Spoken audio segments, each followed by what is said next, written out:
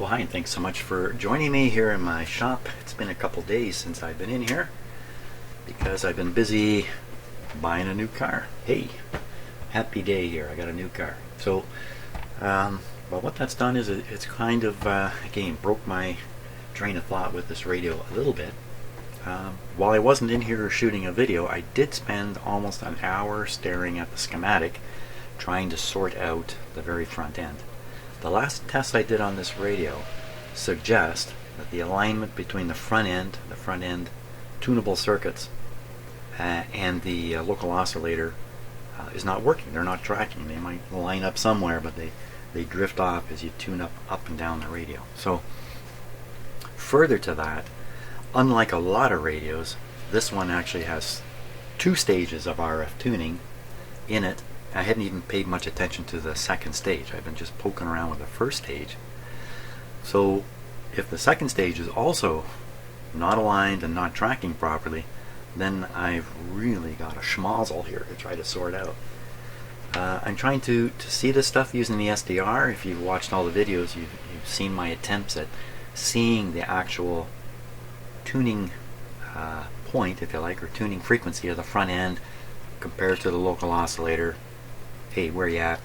That sort of testing has led me to conclude that even though I've gone through the tuning, the alignment process once for the front end, the RF and the intermediate frequency part, I still have a radio that is totally misaligned. So my thinking on this is I better understand the front end better here, and that's forced me to stare at the schematic, like I mentioned, for about an hour. Now you and I are going to stare at it together. I'm going to start by apologizing. I'm going to sound a little confused because I am a little confused still about exactly how the front end of this radio works. And it's good for me to go through it again, even if it's a little painful for you as a viewer. Hopefully not. Hopefully not. So let me get it up on the screen here.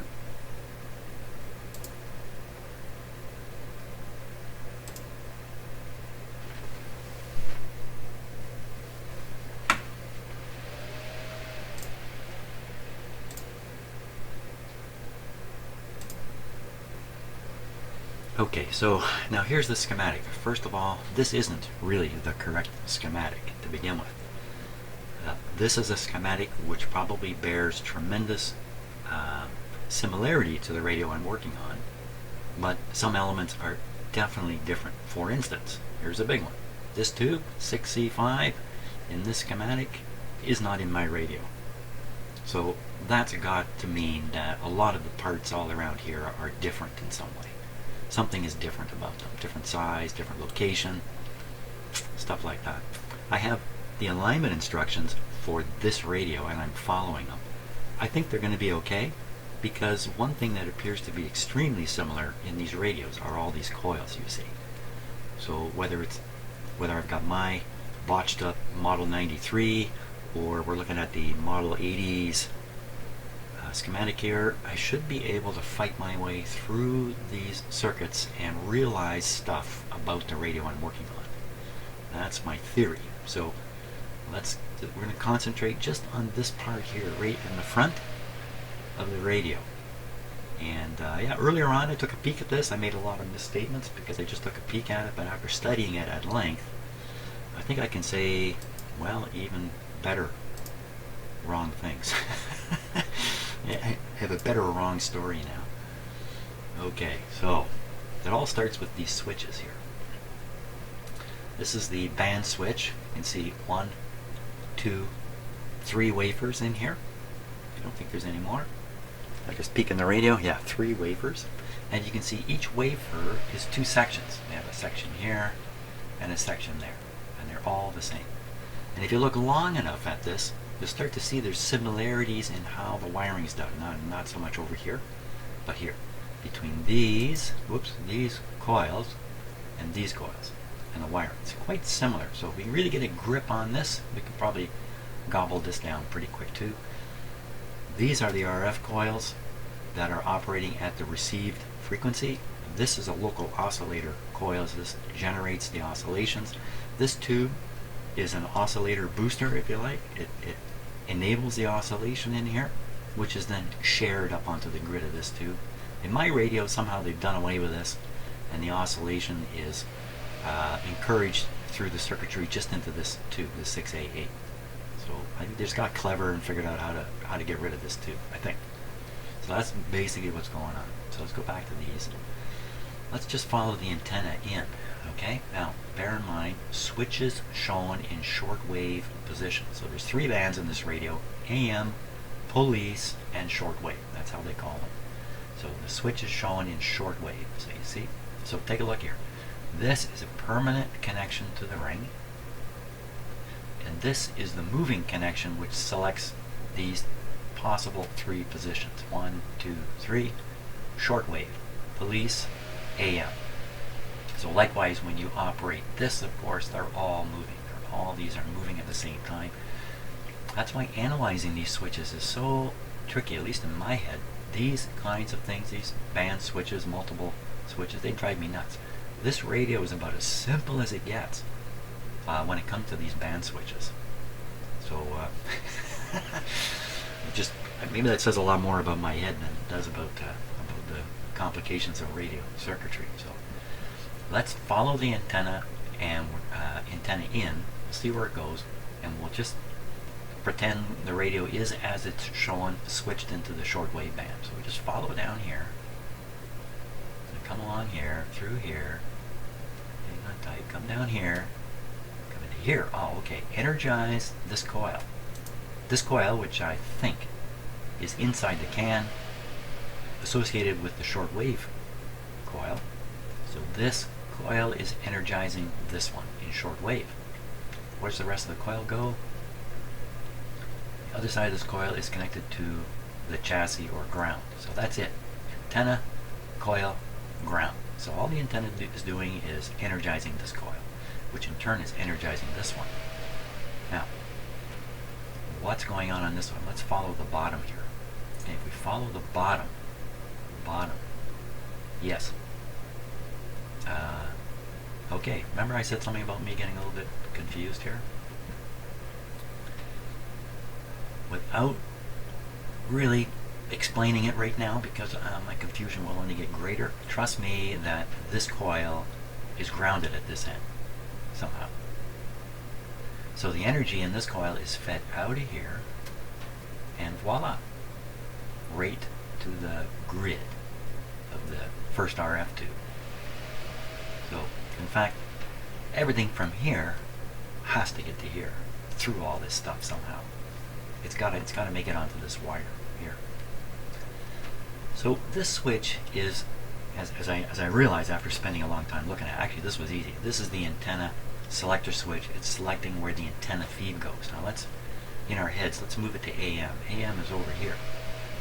So it's connected here now, and of course this one would rotate and connect to nothing. So let's follow. Let's pretend we're in AM now. So the antenna comes down, goes through here, gets up here, comes down, now goes through this coil, and into ground. And that's the entire antenna circuit in AM. So in AM it's energizing this coil. And that's probably true. But I don't think it really matters, because it doesn't matter in the sense that this coil is not directly moving the signal forward in the radio. The signal is moving forward through this capacitor. It's a very small 7.5 picofarad capacitor. It's a pretty small capacitor here. So signal, and see, it can't get through this coil easily because the reactance of the coil and in the AM band is a pretty low frequency, like a megahertz coming down here. This coil is probably wound, so a megahertz can't get through there. Fine, we'll go through here. Okay, now where do you go from here? Remember, in AM, this switch is sitting here. So if we go up, open terminal. Whoops. If we go down, this is where I spent a long time trying to sort out what the heck is going on. Now, without going through all the wiring thing here, because it'll drive both of us nuts, you watching and me doing it. Suffice it to say, This switch is selecting the antenna. This switch is moving the ground around. So if we follow this main, I don't know what to call it, the input to the switch, maybe we can call it that. We follow it down. Well, it just comes down to this chassis. Yeah, through a big capacitor. From an AC point of view, this is just hard to the chassis from a signal point of view. So you're just moving this ground around, and as you flip the switch, you're applying the ground here. Look, in the police band position, the signal coming through here is grounded right out. You come down to the AM position, and there's no ground applied. And if you leave it up here, where it is showing now, short wave, the ground is on here. The ground is on here. There's that ground I was talking about. So, okay, not to throw you off too much further now. So that's basic. So basically, if we concentrate just on the AM band, so as not to put too much on my plate at once, just forget the other stuff. Just concentrate on the AM band. Signal is being, can I say, repelled, held up, pushed back, dammed up. This is like a dam, and the water's got to go this way through this capacitor. And then from there, how do we get to the grid? The grid is here. How do we get there? Okay, so in AM, the ground is off. There's no grounds here. So this isn't grounded. Come down. Lordy be, it goes back through the short wave coil and over. In fact, the only way to get to this point is to always come through the short wave coil. So short wave coil is a small coil, not a lot of wire, not a lot of turns, because it's a much higher frequency. And it's tuned, up by this trimmer and by the tuning capacitor, so that the impedance of this is very high for the tuned frequency, but it's tuned way up in the short wave band. So what's going on with AM, the low frequency AM stuff, just fires right through this coil like it's not even there, like it's a piece of wire. Over it goes. That's my belief. Now, some of you may know better than me, and you're saying, not really, Jim, it's really something else. The important point here is the signal in AM is getting to this tube through this capacitor. It's a very small capacitor. There's a number of these small capacitors. Here's another one here. 10 microfarad. There's 4 of them altogether. You can see in the front end of this radio, in the radio itself. They all look to be in great shape, by the way. If this were open or weak, then the radio would be very weak. And if this doesn't have the capacitance it's supposed to have, my question would be, does it throw the tuning off? Is this the guy who's causing tuning problems in the front end of the radio? It's a really good question. Is it in play with the impedance of this? No. Is it in play with the impedance of some other important coil? Hey, what about this one? No. If you follow these wires long enough, you realize that this coil, along with this coil, are utilized during AM reception. Again, this coil, lots of turns for broadcast. This coil, not nearly as many. So I think from an impedance point of view, this coil is immaterial on the AM band. And they just go ahead, for ease of wiring and switching up here, a clever engineer realized you could just let the broadcast band come through here. You see this trimmer? It appears to be trimming this. Visually, this trimmer is trimming this coil, but electrically, no. It's actually trimming this coil. Yeah, so this is one of the ones I adjusted when I was doing the RF trimming. We just jump over here. Same thing over here. C7, that's for trimming the AM band, even though on the schematic, this is showing right across from here. I'm telling you, man, I had to look at this for a long time to break away from the visual, subtle visual communications that were going on in the schematic versus how it really works. I find it let's just say it took a long time. So that's the deal here. How do you trim the police band? You don't. There's no trimming of the police band, except way over here in the local oscillator there's a trimmer. So that's where I'm at with this. Maybe, you know, I'm going to go another hour into this radio, I'll find out I'm wrong about that, but I don't think so. So I've broken through all the confusion here, and I have a grip on this. So the reason I wanted to do this was to spot anything that might be throwing off the radio's resonance in the front here in such a way that no matter how much I try to tune this radio, you know, adjusting this capacitor, I'll never ever get things to line up because of a component that's gone wild. So that's the question. Has this component gone wild? And if so, would it throw off the tuning?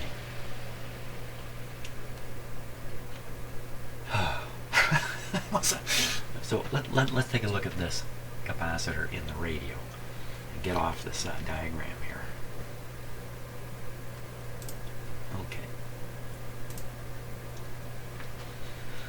Okay, we're going to need a little bit of computer trouble here. I want to get my my close-up camera going. Maybe you can see it with this one if I just move this one closer. Let's try that, because there's a number of these capacitors. Yeah, I'm sure you can see them in there. Okay, so the one in question has got to be this one right here. When I look in the radio and I look for very small, you know, picofarad capacitors, almost certainly ceramic or mica capacitors like this, I see 1, 2, this may be 1, let's stick with these brown ones, 1, 2, 3, 4 of them. And I've looked at these really closely, and they look great. I'm looking where the seam of the plastic, you know, when they build it and they fuse it together, I'm looking for a split, I'm looking for swelling, I'm looking for damage, overheating, I'm looking for openings where the lead comes into the capacitor. Anything that might allow moisture inside, that wouldn't be too good for it, that's for sure. Can't see any evidence of that. As usual, these capacitors look great. Look, there's another one up in here I missed. 1, 2, 3, 4, 5. It's my practice has been to always leave these. I've always found them to be really quite good, quite accurate. In fact, even in the worst shape, they often seem to test good. Now, I have found shorted. I have found these things shorted in radios. And open, well, you know, they're only a tiny capacitance anyway. So, and that brings up another really interesting thing that's in my head. At least it's interesting in my head. All the bare wires in here, like here. There's a lot of bare wire. Look at this one, bare wire. And I don't know this, but I'm starting to wonder, is that really done on purpose? These bare wires are a larger diameter than, say, these ones. See how flexible that kind of is? And these ones aren't. These are pretty darn stiff. So I don't know. Is it because they're trying to prevent reduce or minimize, maybe that's the right word, the inherent capacitance of the wiring? You know, a piece of wire like that might have a picofarad capacitance to ground, or I don't know, something like that. I don't know. Maybe if you throw insulation on it, it actually increases its capacitance a wee bit. The reason I'm thinking this is because they're putting in capacitors with a tiny, tiny amount of capacitance to try to affect the radio. These things can't have any effect if other components are much larger in terms of capacitance than they are. So this kind of hints to me that they must have done this radio in such a way that there wasn't a lot of, can we call it stray capacitance? Maybe that's the right word for it, or wiring capacitance. So I really don't know. It's just a curious question mark in my head. Maybe I can explore it as time goes by and opportunities present themselves a little bit. It's specified right on the schematic, bare wire, bare wire. Now a lot of the colored wires are specified by their color, so maybe the schematic maker just wanted to say, hey, this wire's bare.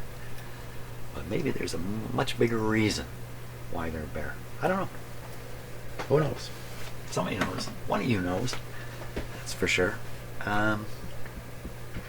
So what do we want to do? So we can either carry on the assumption, the relatively safe assumption, that all these capacitors are good. After all, the radio does work. And you know what? Now, I just remembered something. Off camera, I came in here a couple nights ago and was just looking at this capacitor, which is located here, and I suddenly realized that, for crying out loud, this capacitor is connected right to the incoming AC power line, and it goes right to the chassis. Oh, so this guy is all that is standing between the power coming in and the chassis. And if he's got a short, this chassis is live, completely live, which would be dangerous. Not so much in my shop because I use an isolation transformer, but still dangerous even with an isolation transformer. There's still lots of ways to accidentally get shocks if this thing should be live. So I decided I might as well get this out now and replace it with a more appropriate capacitor. Here it is back here. This is a Y-class capacitor. This is the kind of capacitor you want to use in these kinds of circumstances, because it's very unlikely to fail into a short. In fact, this thing's not going to fail. I'll be failed long before this thing fails. So here's the interesting thing. You see how this capacitor, which I've installed, I installed it the same way the old one was. The lead wire came around and kind of hit the solder here. This one was done the same way. This was right in here like this. Okay, I'm not kidding you. It was in there like that, because when I cut the other end and then started moving it, it just came right out. Now I'm gonna get it to come out. It came right out just like that. This was not soldered in. Now, there's so much stuff in there. Maybe it was making a suitable connection. I don't know. Or was it soldered and the solder broke away? I doubt it. So, good thing. So it was like this. Okay, so the new one I've installed over this way. It picks up the chassis ground here, not to be confused here. But this one picked it up here. It's kind of a dumb place to pick it up too. Much better right, like, why not right onto the chassis, or why not over like I did, right onto the chassis? Why into this copper schmozzle here? I don't know. Maybe there's an answer for that. I don't think so though. So I took this guy out. I've got quite a few capacitors out of this radio now, all waiting to be tested. What's left here, just in terms of potentially bad actors? So here's one up here, tone control. I've heard the tone control will work. Guy's probably okay. Here's one here. I'm not sure what he's doing over here. Fairly large capacitor. And then there's a paper wax one way down in there. Could be a bad actor. This paper wax one has me a little bit worried. I haven't figured out what it is yet on the schematic. Again, the schematic I got might be misleading. This guy is grounding something off of this coil up here, and oddly enough it's installed the way it is and finds a ground connection way down in here somewhere. I hope I don't have this radio switched on. Trying to feel the lead in behind there. So it just goes to the chassis. So very similar to this one, the way this one was installed, which I've replaced. It's connected up here, affecting these coils, but it's grounded way down here. It could just be the size of the component is forcing the way it's going to be arranged in the radio. And when you put in the modern components, often they're quite a bit smaller. You get more opportunities to wire them a little bit differently, which is something you can do with a bit of caution. And just something that caught my eye here I should comment on. These wires coming out of this coil, like this one here, that's been extended by this little white wire. Likewise, there's another one up here, extended by the white wire. That's really strong evidence that the set was arranged one way and then was rearranged another way. What happened here? I don't know. I don't know. I don't know what happened. That's half the fun of it. So now I think the thing I need to explore is, well, how come these things are not tracking? Was it a false test on my part? They really are tracking? I don't think so, because when I tune the radio AM band low, I get great reception. And when I tune to the higher end, it's as if the stations disappear, but the noise remains. So I think that's really a strong indication of misalignment. Something I always attributed to just bad reception conditions, weak stations. If I'm doing this during the day, there's very little AM radio to pick up during the day here. There's some stuff from Toronto, a couple other things that are kind of local here, but much of the band is just quiet. So in that state, when I'm in here working, there's no stations to receive anyway, and I tune through the part of the band where I should get them, and I don't. I think, well, that's fine. But maybe not. Maybe not fine. How am I going to get a grip now on what the problem is with the alignment here? I think probably the best thing is to get this back up on the SDR, get a clear look at the front end somehow, the front end resonance. It was okay, I think, the last time I did it. We'll try it again the same way. And then fiddle around with the alignment controls and watch what happens. Now, the thing to keep in mind, I had my SDR radio with the spectrum display on it connected to the antenna. And so it's really, in my view anyway, it's showing the resonance, if you like, of the very front end coil. Well, this is a three banger radio here. If we look at the if I can do this, we look at the capacitor. Look, it's got 3 gangs. That's the sign of a good radio, by the way. 3 gangs as opposed to 2. One of them is the oscillator. And in many radios, the only other one, put this here, the only other one is a front end tuning thing. This radio basically tunes the front end and also tunes a middle RF stage. All that stuff's got to line up. All that stuff could have weird problems, could line up in one place on the band but nowhere else. Wow, this is not going to be easy to get a grip on, I think. I really haven't followed all the instructions. I'll take that back. On the AM, I'm taking it back, see? On the AM band I did the whole thing, did the intermediate coils, I better not call them that, did the detector coils, that's what they call them in here. Did the RF coil at the front, actually it's this one, did the detector coil, this one. When I say coil, I really should say trimmer capacitor. And so I tuned the radio, and one thing I didn't do, and shame on me, I didn't do that procedure where you rock the tuning and really peak up properly the top end of the band. Thought about that after I finished it. Oh my God, once again I've forgotten to rock it. Part of the reason I don't do this rocking thing, which is often recommended in right in the alignment instructions, is I don't quite get it. I don't quite get what I'm trying to achieve there.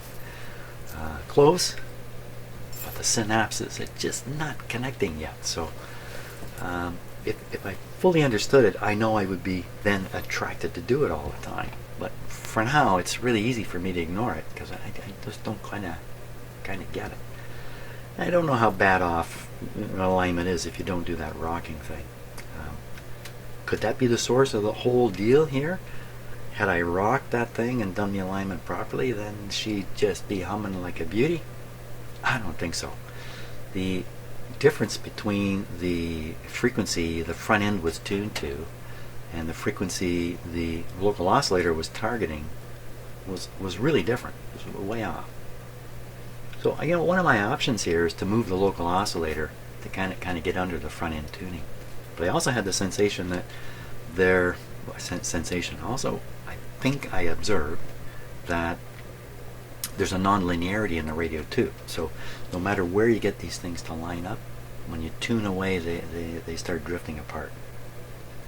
So that's what makes me think there's a fixed capacitor in here that's not right. You know what? Maybe I should replace the capacitors in my head.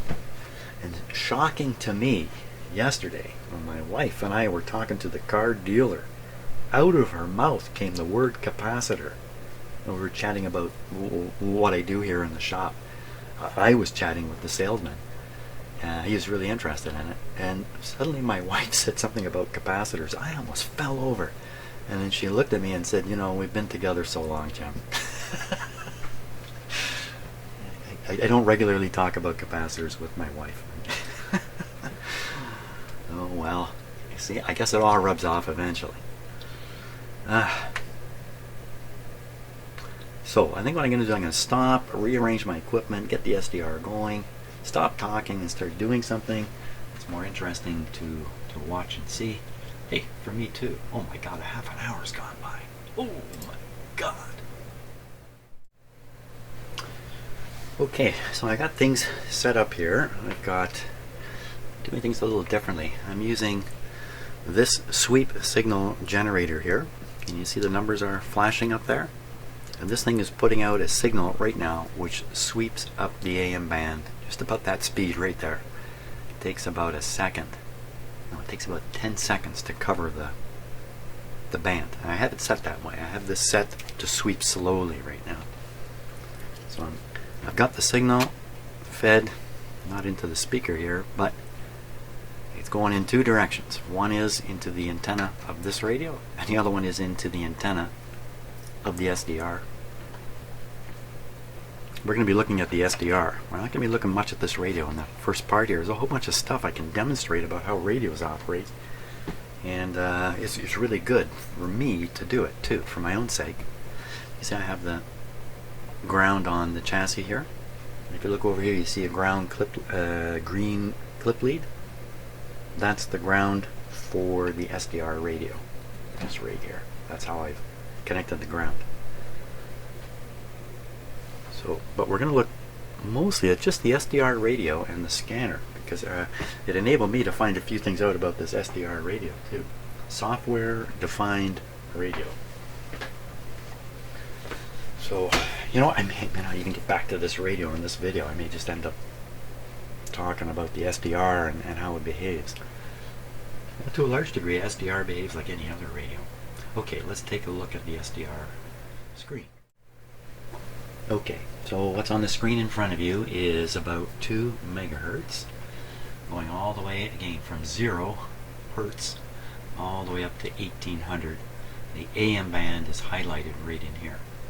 Now, no doubt your eye has spotted that traveling pulse or signal, I guess is the right word, and that's the output from my sweep generator, spending about 10 seconds to cross the entire AM band.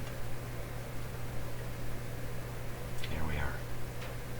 So what I'm going to do now is I'm going to speed it up. Yeah, just watch for a second here. Right in this area. Do you see something going that way? And now, do you see something going this way? Okay, I don't know exactly what those things are. And sometimes when I'm using the SDR, there are all kinds of this stuff on here. I don't know if it's just unimportant things going on in the way I've got it connected or inside the SDR itself, which is quite possible, or if it really is telling me something about the radio. I haven't sorted that one out. So for the most part, I ignore those things. Just keep an eye on that. Okay, so I'm going to speed it up now to once a second. So 1 sweep per second. Looks like that. Okay, and now we're going to let this thing run full blast and watch the change. Oh, before I do that, the red line here shows where the SDR is tuned. Even though it displays all this stuff, it's really only listening right here. So I'll turn the speaker on and we can hear it.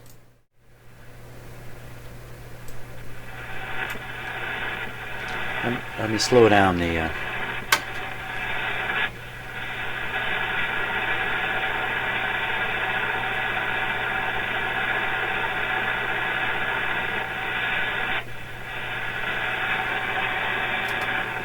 Okay, so as the sweep signal passes the tune point of the SDR, you hear the SDR go quiet. Why does it go quiet? It goes quiet because the SDR itself, in the face of a strong signal, is turning down its own sensitivity, so you can hear the signal, but you can't hear all this stuff. All the noise. I'm sorry, the noise will be right here. You can't hear the noise anymore. Not because the signal has displaced it, which is what I used to think many years ago. When the radios got quieter as you tune them in, I thought, well, the signal's there now. It's displacing the noise. That's not what's happening. What's happening is the radio is turning down its own sensitivity. So I can show you this in action here. I'm going to speed up the sweep now. First we'll get it going again. Okay, there it is. Now we're going to speed it up to max speed. Now it's taking now 10 milliseconds to sweep through the band. So it's going through the band many times a second. And the thing to take note of is a couple things. One is, this looks a little different on the video than what I see on the screen, I notice, but not different enough to worry about. So you see these little peaks here? These little peaks are the noise around my shop that's strong enough to still be heard despite this what looks like a strong signal here on my SDR display. Now what I'm going to do is I'm going to turn down the amplitude of the sweep signal. Now watch what happens. So what you saw happen was the noise increased, but the signal stayed the same.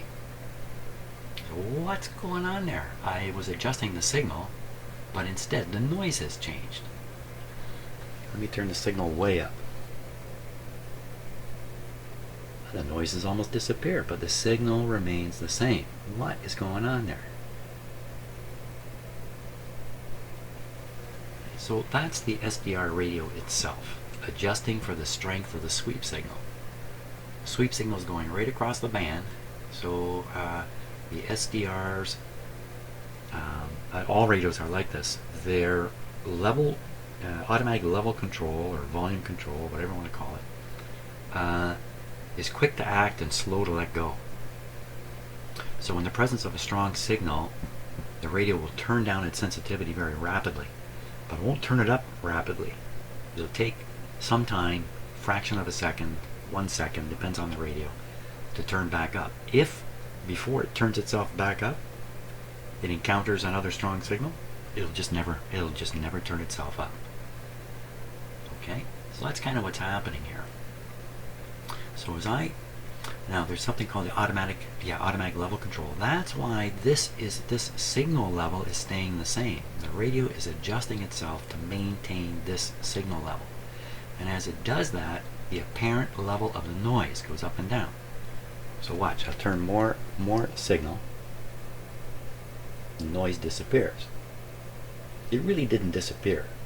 The signal got a lot more powerful, but the radio turned itself down.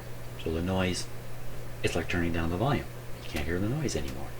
And if I reduce the signal way down, there's the noise again. So you got to keep these things in mind when you're looking at this kind of display. The SDR radio is a radio. It's trying its best to be a radio, and I'm trying my best to use it as an instrument, and there's a conflict there. Okay, think about it. If your voltmeter had an automatic level control, it wouldn't be very useful, would it? I'm going to try here, since I already know I'm not going to see the front end tuning here easily. I'm going to try to do something with the scope here. So, hey, why not? So, you know, when you're working with this kind of stuff, especially when you're working with vintage equipment, things happen you don't plan on. So, I've been off camera, I've been struggling with my oscilloscope over here. You see it's displaying the sweep signal coming from the sweep generator on this cable. So I'm going to reset the sweep control to XY, and then we should see a single line coming across here. No matter what I do, I cannot get this to come across here in the XY setting. Luckily, I got more than one scope. Maybe it's just some kind of setup thing there. I don't know. So I'm going to move the sweep signal onto this scope. Fortunately, this guy's got an XY input also. So I'm just switching this there. You can see what I'm up to.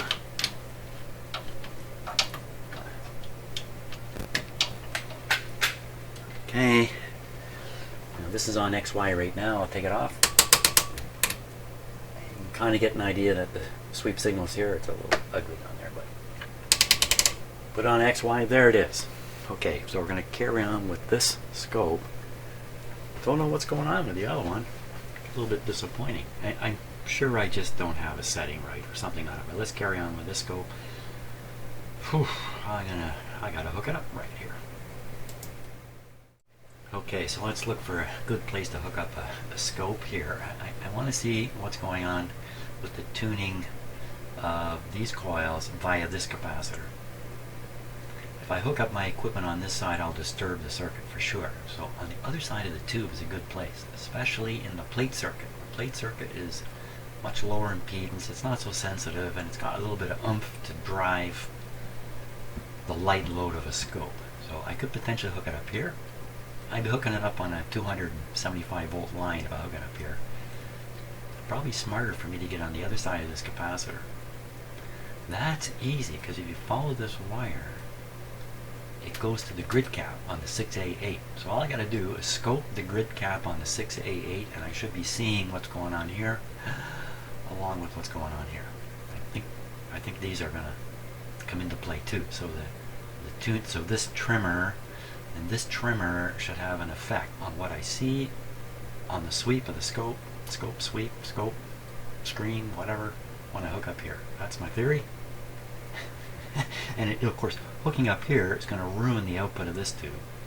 I really don't care. And also, to do this, I have to have the set operating, which is maybe a good idea. Wouldn't it be a good idea? Okay, so let me make a connection to the grid of the 6A8 tube. Just a little tricky to see this.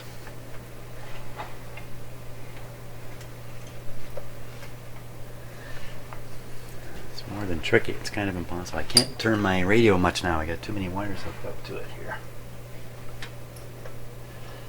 Good thing the radio's not on. It's not going to work. Okay, so I have a mirror to further confuse me in these situations. First thing is, where's the mirror? It's too confusing for me. I don't know where my mirror went. Oh, there it is, right in front of me. You know, sometimes it's hard to see a mirror. Let's see if I can do this now. Good luck.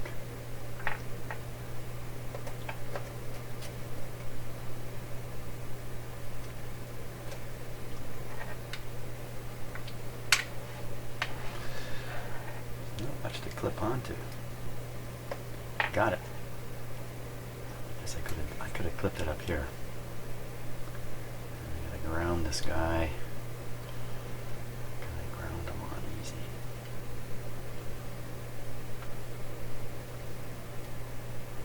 I'm looking at my hand in a mirror here. I have a hard enough time looking at it straight on. Looks like somebody else's hand. Okay. I got that on there. Hey, how about that? Okay, so now I think what I'm gonna get, let me not think, let me just do. Okay, so a little tricky now for me to get all of this on the screen at the same time. Maybe if I just back up a little bit here. Back up. I might step in front of the camera now. That's part of the problem here. Okay, the sweep is sweeping, that's why there's a line here. If I stop the sweep, the line disappears, you see? Okay, so the RF output of the sweep generator is going into the antenna.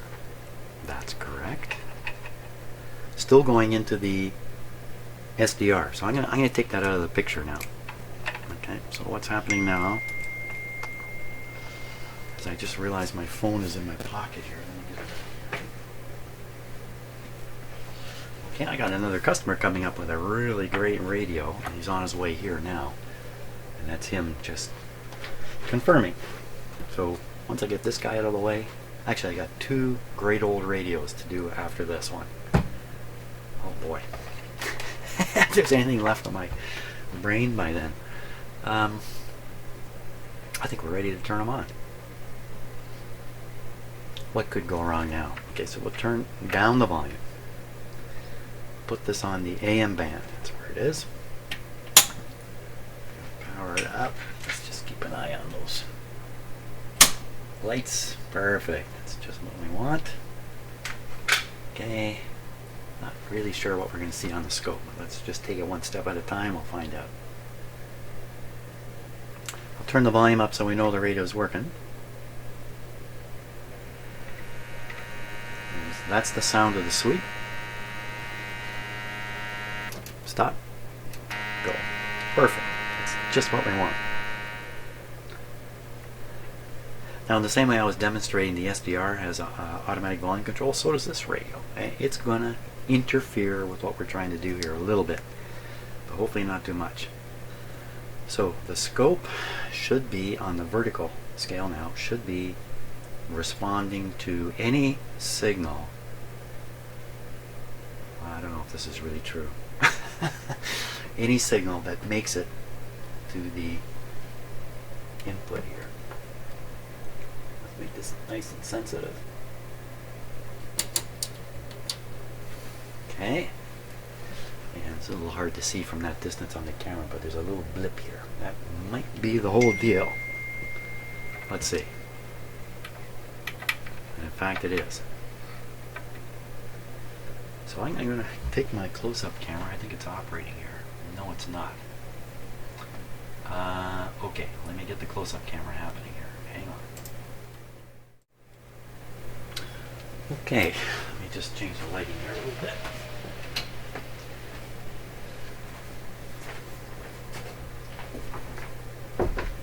Here we are. I can't see anything. So I'm going to turn the brightness down on the scope a little bit. Yeah, that's pretty good like that, actually. I can see. Good. That's even better. Okay, so if I just move this light right out of here. Fantastic. There we go. Now, you see the little blip. So what I'm going to do is I'm going to tune the radio a bit, and you watch the blip. There. See the blip move? Other stuff happening too. The thing is getting bigger and bigger as I go. I'm tuning, where am I now? I'm tuning 1300, 1400, 1500. Hey, what's happening right in there? I don't know. It's kind of a weird thing. Don't want to interpret this too much. Let's just go up a little bit and look at something. Something very interesting is happening right in here. You can see that there's two peaks in that. That's pretty interesting in itself. So what we're actually looking at is the result of the signal sweeping through the front end and the detector coils, the two sets of coils. How much you want to bet those two sets are not tuned on top of each other? And that's what we're seeing. So if I were to turn C7 or C5, the trimmers, those things would move around a bit. I'd get one on top of the other. It'd be better off. But they also have to be on top of another thing, which is the local oscillator frequency, which should be running at the IF frequency above these. So the IF frequency is 462, if I remember right. So whatever frequency this is, I can't be sure. On the radio dial, it's 1200 hertz. The local oscillator should be running 465 higher than that. That would be 1662 or something like that. So I need that on the screen too. I need all three of these things to appear simultaneously. I also need to keep an eye on the actual radio dial. Here, let's take a longer view. So, wow, that's a lot of stuff to keep an eye on all at once. And how am I going to get the local oscillator onto that? How am I going to know exactly what frequency these are? There's some answers to those questions. I don't have them. I've got half answers here right now. So I think I'm going to stop the video and complete my answers and try to get the local oscillator onto that other scope screen. I don't know. Lots of stuff here. You're not going to do this with any precision. I got to figure all this out. Okay, let's see what we got happening now. So I've turned on this signal generator. It's not a sweep generator. It produces a single frequency, and you can see the frequency up here, 958 kilohertz. So what I can do now is I can vary this frequency. We can watch on the screen. We won't see a blip moving around.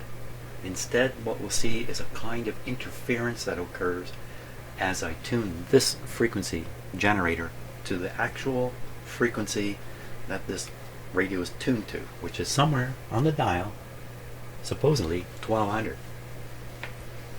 Okay, again, we're not looking at the local oscillator at all, so we really don't know what this radio is really going to receive, what frequency it's really tuned to.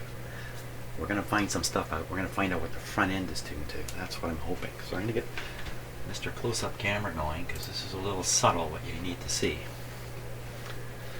Okay, so I'll tune the radio a little bit just to prove to you. See, that's definitely the tuning of the front end. Still has the two little peaks here, and it didn't just show up on the bottom too. It doesn't really matter.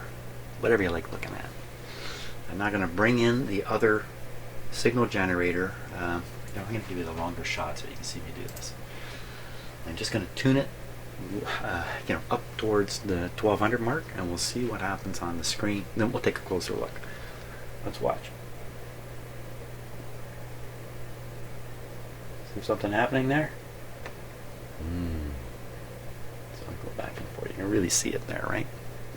Let's do a close-up. Sorry, I'm barking into my microphone there. Tune again. Very carefully.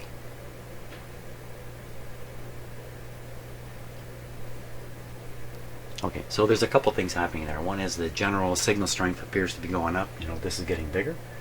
But what I really want you to watch for is a funny little squiggle that's going to show up right inside there. It's very funny. I'm sure you'll be laughing when you see it. Here we go. There's the squiggle. Hard to tell, but I think I have it right on the right hand peak. So now if we peak the frequency, we see it's actually tuned to basically 1080. It's tuned to 1080. The dial says 1180. Okay, now what about that other peak? So check the frequency of the other peak.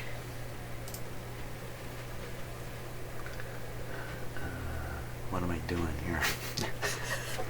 Too many knobs to turn here. Here we go. Okay, move the little interference point. I've got my phone in my pocket again, so you probably heard some interference there. So I think that's where the other peak is. Let's take a peek ourselves, and the frequency now is 1060. So it was, what was it, 1080 and 1060. So those two little peaks are 20 kilohertz apart. And radio signals in the AM band are 10 kilohertz apart. So that's actually quite a spread. Now, where's the local oscillator? What I'm going to do, since I've enabled myself using this signal generator to discover the exact and precise frequency of what's on this display up here, I can re-engage with the SDR, use the SDR to find a local oscillator. So let me stop here, get that set up. Oh my god, my power meter must be just going wild. Well, much to my amazement, I think I've managed to do this. So on the SDR now, we're looking for the local oscillator frequency, and it's marked by the red line on the right in the waterfall area and the tall peak up above. Just to prove it to me too, I will tune the radio a bit. Sorry about all the lighting and stuff, it's a little bit wonky, but there you go. Let's see if I can get it back to where it was. In fact, I'm going to tune the radio to a very specific frequency on the dial here. Let's try, hey, why don't we try 1 million, because calculations are easy from there. Of course, 1 million on the dial doesn't mean 1 million on the radio. So we have the front end tuning here. Local oscillator showing up in there. Excellent. Okay, so first we will measure let's read the local oscillator frequency, because we can just read it off the SDR here, and that's easy to start with. Okay, so just a little more accurate.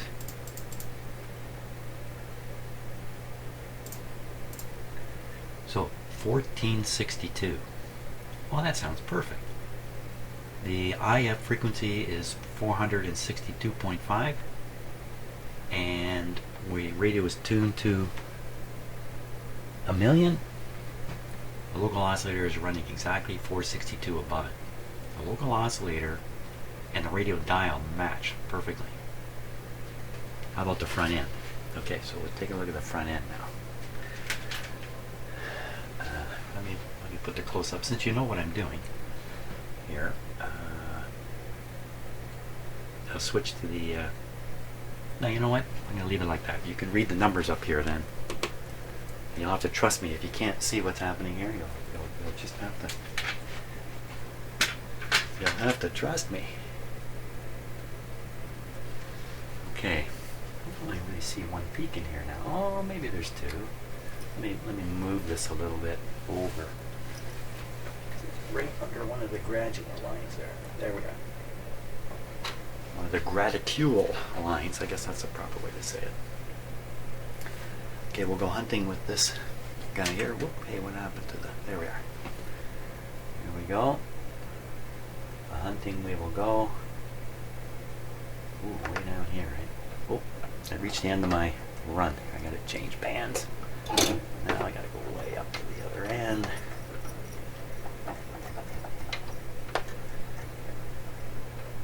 Coming up on it here. Watching the scope. Okay, the little shimmer is in the middle of the peak there.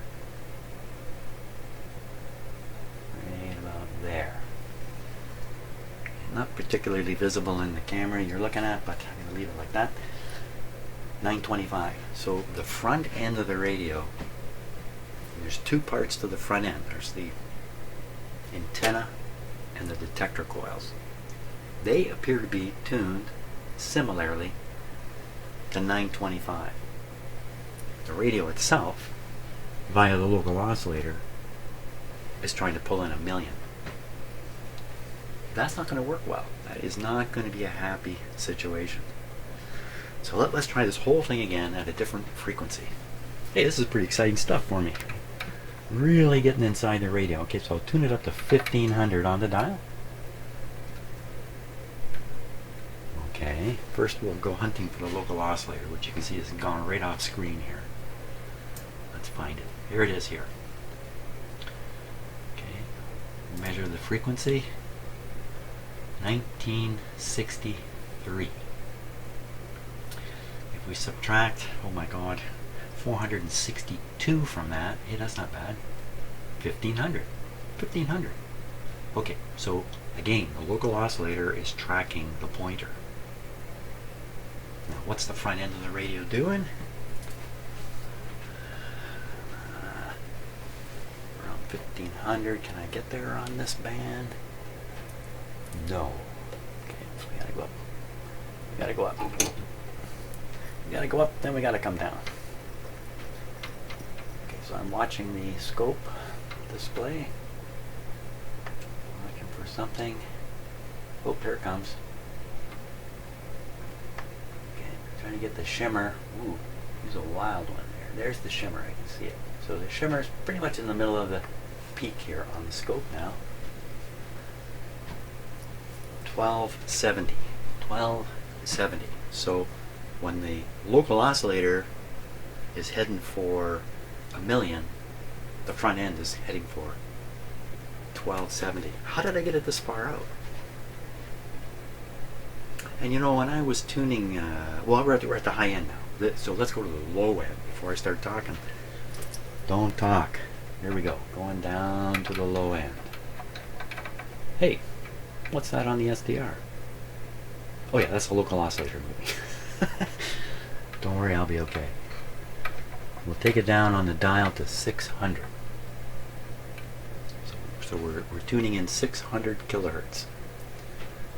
So let's take a look at the frequency we're on now. It's this one here. looks like 1,055,000, maybe a little less. 1,054,000. I gotta subtract 200 and, oh my god, this is tough. Should have a calculator in here. 462 from that. So 54, 62, almost the same thing. 400 less. What's this at?